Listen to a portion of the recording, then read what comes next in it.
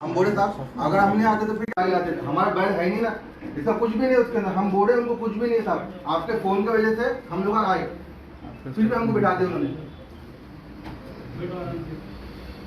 इस कदर फैमिली डर जाएगी साहब कि पूछो ना, कोई घर वाले रोए परेशान, बोले हमारे बच्चे पे एफआईआर डाल दी। कौन सी बात है? साल में 2 मरतबा ईद आती है, अब नमाज को नहीं छोड़ने का क्या मतलब? कोई आरोपी है क्या? कोई बहुत बड़ा संगीत कोई ग्रुप का जुल्म करके आया, मर्डर करा हुआ है, बलात्कार करा हुआ है, क्या ऐसा जुल्म करा हुआ है कि आप नमाज को भी नहीं छोड़े?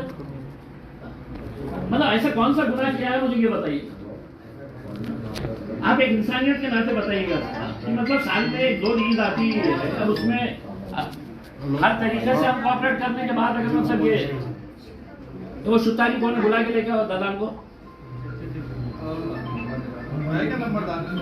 कौन है वो सुतारी? आपके पास बैठा था, 2 घंटे बैठा हुआ था वो, मेरे को बोल के दिखाया कुछ नहीं होता, वो इम्तियाज भाई तुम्हारे कोई भी उंगली नहीं आते, ये नहीं। बोला ठीक है, अभी एक बार यहाँ से लाख 2 लाख रुपए दो, बोले तुम्हारा हो जाएगा। तो मेरे को नहीं बोल रहे बड़े, ये इसको बोले 1-2 लाख को निकालेंगे, बोले अपन मेरे से निकालेंगे पर्सनल। इन्हें बोले उनका साहब का नाम लिया ना, बोले तो इससे 1-2 लाख को निकालेंगे। निकालना बोला